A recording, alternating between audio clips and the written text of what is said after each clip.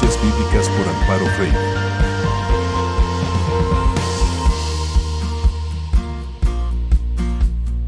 Antes danos un like, suscríbete a nuestro canal y toca la campanita para que recibas de primera mano nuestros videos. En este día voy a hablar de un personaje bíblico con un temperamento rebelde, con un temperamento un poco belicoso, y que en su primer llamado él no escuchó la voz de Dios ni obedeció. Todos sabemos la historia de Jonás. Esta joya bíblica se encuentra en Jonás capítulo 1, capítulo 2. ¿Quién era Jonás? La palabra de Dios me cuenta la historia de Jonás, de este profeta. Jonás fue un profeta del Antiguo Testamento. Un día dice que Dios habla con él, con Jonás, y le manda a ir a la ciudad de Nínive, a predicar y anunciar que Dios estaba cansado de toda la maldad de los ninivitas. Había llenado la copa de la paciencia del Señor, ya que era una ciudad sanguinaria, dice la palabra de Dios. Y cuando me dice sanguinaria, me viene a la mente que esa ciudad estaba totalmente contaminada de maldad, de pecado, de venganza. Seguramente habían muertes, asesinatos, violaciones. Cansado de la maldad de los ninivitas, Jesús toma a Jonás y le hace el llamado. A Jonás no le gusta la idea, obviamente. No tenía absolutamente ningún deseo de ir a este pueblo enemigo a predicar. Y por eso decide huir del Señor. Y se va completamente en una dirección completamente opuesta a la que Dios le pide. Muchas veces en nuestra vida eso nos pasa. Pedimos dirección del Señor. Le pedimos que nos dé un consejo, que nos direccione, pero terminamos haciendo totalmente lo opuesto a lo que Dios nos indica o nos enseña. En un lugar llamado Jope, Jonás encontró un barco que se dirigía a Tarsis, lejos de Nínive. Paga su pasaje y sube a bordo, esperando escapar de la presencia de Dios. El barco obviamente zarpó y comenzó el viaje. Al poco tiempo que empiezan a navegar, Dios mismo hace que se desate una gran tempestad tan violenta que parecía que el barco se iba a partir. Los marineros obviamente se imaginan, estaban asustados, mirando esa tormenta tan grande en el mar, tal vez pensando que iban a hundirse. Y comenzaron ellos a clamar a sus dioses, porque obviamente ellos eran paganos, no tenían el conocimiento de la palabra. En ese momento echaron al mar todo lo que pudieron para elegir por el peso del barco, para que no haya peso en el barco. Jonás se encontraba en la cubierta inferior, donde se había quedado descansando un momento, dormido, tal vez estaba mareado. Pero el capitán del barco fue donde él, lo despierta y le dice: oye, ponte a clamar a tu Dios para ver si así nos libra de la muerte. Pero entonces Jonás despierta asustado. Los marineros comienzan a sospechar que la tempestad tal vez pueda ser un castigo por alguien de los que estaban en ese momento en la barca. Y deciden echar suertes. Querían saber quién era el responsable de aquella terrible tormenta que los amenazaba a todos. La suerte cayó, ya saben ustedes sobre quién, sobre Jonás. Y le pregunta, ¿qué había hecho? ¿Por qué están viviendo esa situación? Jonás confesó que temía al Señor de los cielos, que hizo el mar, la tierra y que estaba huyendo de él. Los hombres obviamente al escuchar lo que Jonás explicaba se llenaron de mucho temor y le preguntaron qué podían hacer para que de alguna forma el mar se aquietara, se calmara. Jonás responde: échenme entonces al mar, les dijo Jonás.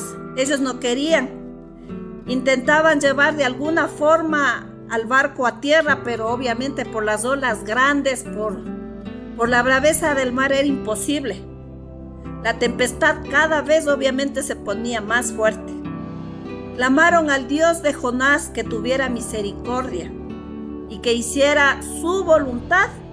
Y entonces decidieron, echemos a Jonás al mar. Inmediatamente que lo lanzan al mar, la tormenta cesó. Y sintieron ellos, obviamente, mucho temor de Dios. Le ofrecieron un sacrificio, le hicieron votos. Pero en ese momento, Dios ya tenía un plan para Jonás, a pesar de su rebeldía, a pesar de su desobediencia, como ese Dios compasivo, como ese Dios paciente que muchas veces nos direcciona, pero nosotros nos queremos ir por un camino equivocado y luego tenemos que enfrentar las consecuencias de nuestras malas decisiones sin dirección de Dios. Dios había planeado algo para Jonás y había enviado un gran pez. La palabra de Dios no nos dice que fue una ballena, solo nos dice un gran pez que se tragó a Jonás entero, sin hacerle ningún daño. Y Jonás, estando ahí en el vientre por 3 días y 3 noches, se pueden imaginar, la palabra de Dios dice que estuvo entre algas. ¿Qué puede existir dentro del vientre de un pez más que agua, algas, basura? Y así pasó Jonás 3 noches y 3 días. Pero en ese momento de oscuridad es cuando él reacciona y tiene en ese momento un despertar verdadero espiritual.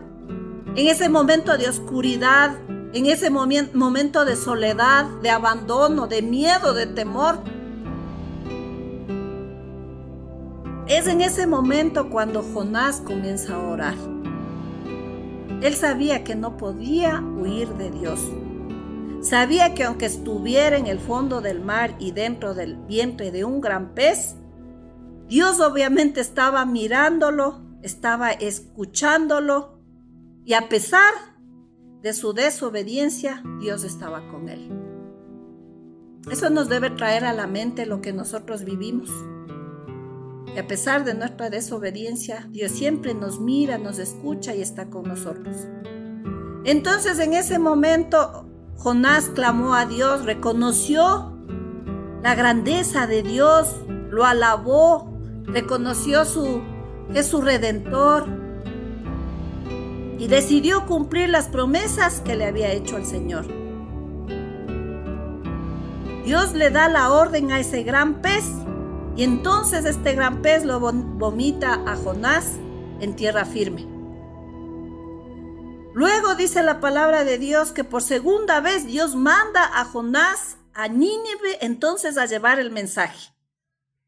Esta vez Jonás obedece.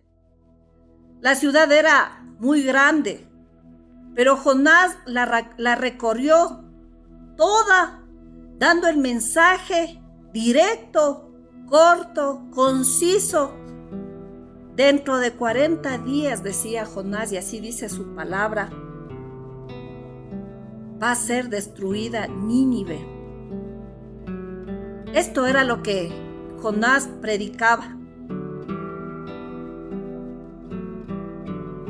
Lo que sucedió en ese lugar fue algo sorprendente, porque yo digo ahora en este momento que el mundo está tan convulsionado, nuestro país, Ecuador, está tan convulsionado. ¿Qué pasaría si Dios escoge un profeta y nos manda el Ecuador entero a ayunar, a orar, a arrepentirnos, desde el presidente hasta la persona más humilde de esta tierra? ¿Cómo reaccionaríamos?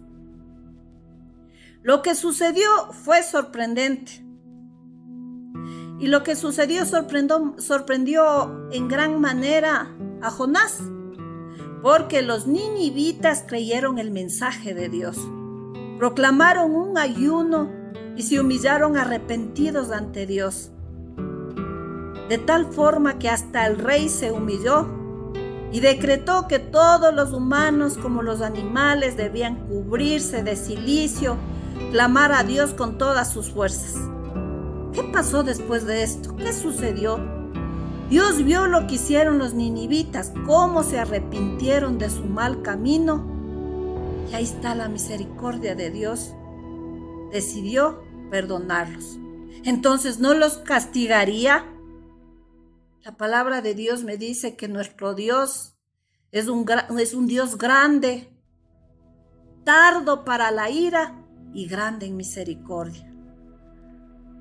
A Jonás obviamente no le hizo mucha gracia la misericordia tan grande de Dios para con los habitantes de Nínive. Fue a quejarse ante Dios. Ven, Señor, ves, yo sé, esto era lo que iba a pasar, lo que yo me temía, así dice la palabra. Has perdonado a este pueblo. Yo les advertí sobre tu castigo. Yo sabía que te compadecerías porque eres un Dios bueno, paciente, misericordioso. Y se frustra Jonás, totalmente frustrado. Le pide a Dios que mejor le quite la vida. Ay, mi Señor, no, yo más vengo a predicar por 40 días, les doy el mensaje, tal vez corriendo peligro de que de alguna manera me agredan. Me arriesgo, obedezco tu voz esta vez, y sin embargo tú ahora te arrepientes del mal que les ibas a hacer. Jonás queda totalmente frustrado. Mejor quítame la vida. Quiero morir. Dios le preguntó, ¿te parece bien enojarte tanto, Jonás? Jonás sale de la ciudad y se dirige a sentarse buscando tal vez un poco de sombra. Seguramente ese momento el sol estaba demasiado fuerte, buscando cansado, frustrado, triste, agotado, buscando una sombra.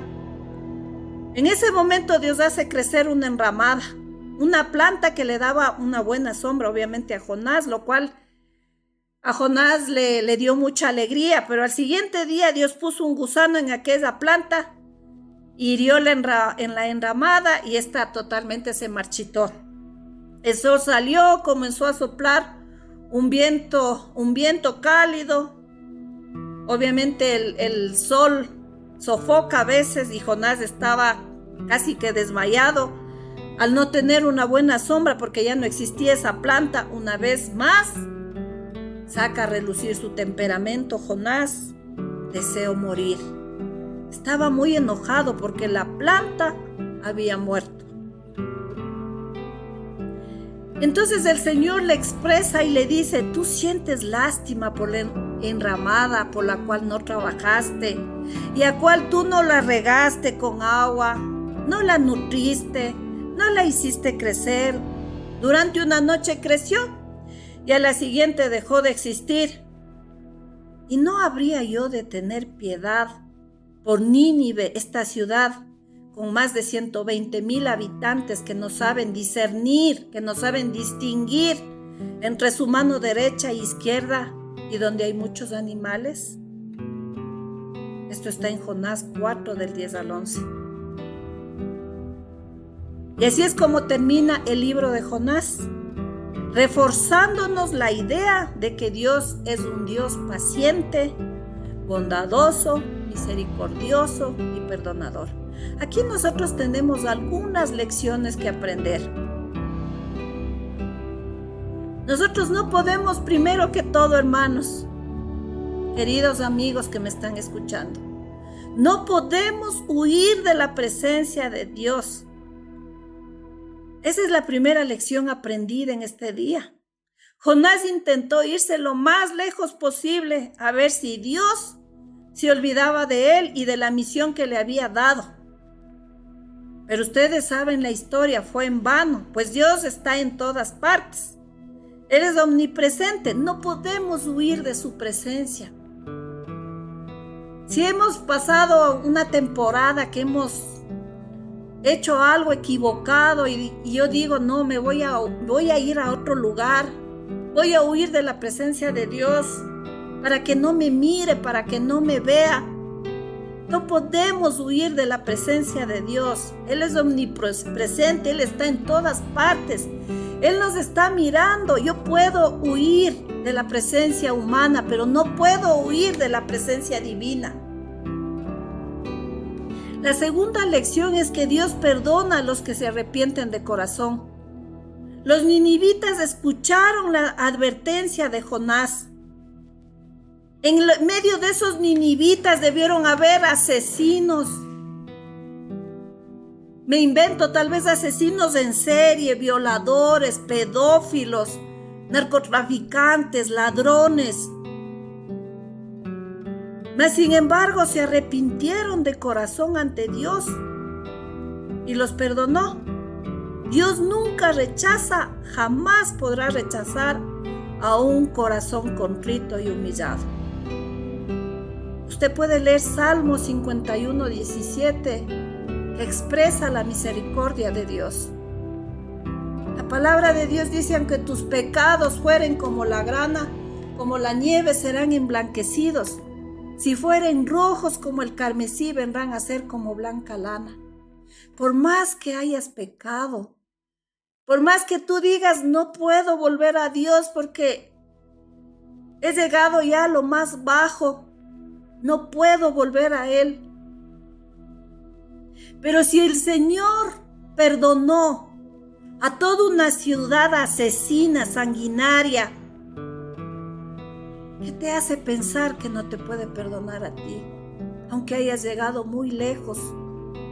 Dios te dice: ven a mí, arrepiéntete. Estoy dispuesto, siempre estoy esperando que te arrepientas. Yo te perdono. Ven a mí y empieza de nuevo. No importa lo que hayas hecho en esta vida. No importa si has estado demasiado involucrado con el pecado, con cualquier tipo de pecado. Solo tú lo sabes, solo tú lo conoces. Y Dios, porque Dios sabe y te escudriña tu corazón y tu mente, y Él te mira. No importa qué tan lejos has llegado. Vuelve a Dios. Arrodíllate, pídele perdón y vuelve a Dios y comienza una nueva vida con Él. Tercera lección. Dios ama hasta los que no parecen menos amables y los ofrece su salvación. Como dije anteriormente, los de Nínive eran enemigos del pueblo de Dios. No conocían la palabra de Dios. Eran crueles, malvados. Sin embargo, Dios les envió una gran advertencia. ¿Qué quiere decir esto? Que Dios no hace acepción de personas. Él no dice, a ver, a este sí, a este no, a esta persona sí, a esta no. Sin embargo, Dios les envía una advertencia y les da la oportunidad de arrepentirse, porque Dios ama a toda la humanidad y desea que todos sean salvos. Él no desecha absolutamente a nadie sin darle primero una oportunidad para arrepentirse. Nadie va a poder decir: yo no sabía que existía un Dios bueno, perdonador. Dios no desecha absolutamente a nadie. Dios ama al pecador, pero detesta el pecado. Podemos también leer 1 de Timoteo capítulo 2, versículo 4. Cuarta lección. Dios desea y espera la obediencia de sus hijos. Los que somos padres, ¿cuánto anhelamos que nuestros hijos obedezcan? Si a mí me hacen elegir, mi hijo, mi hija, entre darte un regalo y me dice: madre, yo te quiero obsequiar el perfume que a ti te gusta. Y el otro regalo sería la obediencia. ¿Cuál escogería yo? Yo escogería la obediencia, y seguramente usted que me está escuchando en este día también. Si nosotros como seres humanos requerimos obediencia de parte de nuestros hijos, ¿cuánto más nuestro Padre Celestial desea que obedezcamos? Si amamos a Dios y somos sus hijos, también debemos obedecerle, porque ¿de qué forma más yo podría demostrar mi amor a Dios si no es con mi obediencia?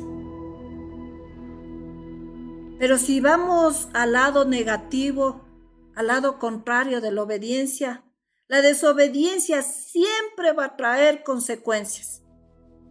Y estas pueden ser muy perjudiciales para nosotros, para nuestras vidas. no solo para nosotros, sino para los que nos rodean, como le sucedió a los que estaban en el barco con Jonás.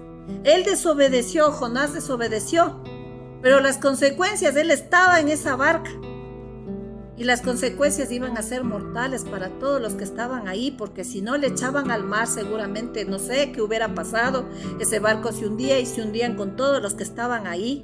Entonces las consecuencias de la desobediencia no solo afectó a Jonás, sino a los que estaban a su alrededor. Y eso mismo puede pasar en nuestras vidas.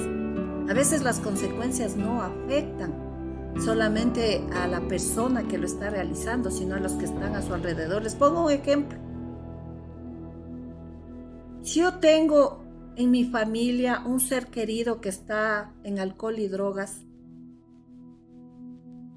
y tiene un accidente de tránsito, obviamente esa situación no solo le afecta a él, porque estuvieron las consecuencias de que tal vez estuvo manejando alcoholizado. Pueden haber accidentes mucho más fuertes que hasta se pierden vidas. No solo le afecta a su vida física, si es que en este caso hubo alguna herida, alguna situación, sino a su vida emocional, a su vida económica y a su alrededor, a sus padres, a su esposa, a sus hijos, a sus familiares, por ponerles un ejemplo.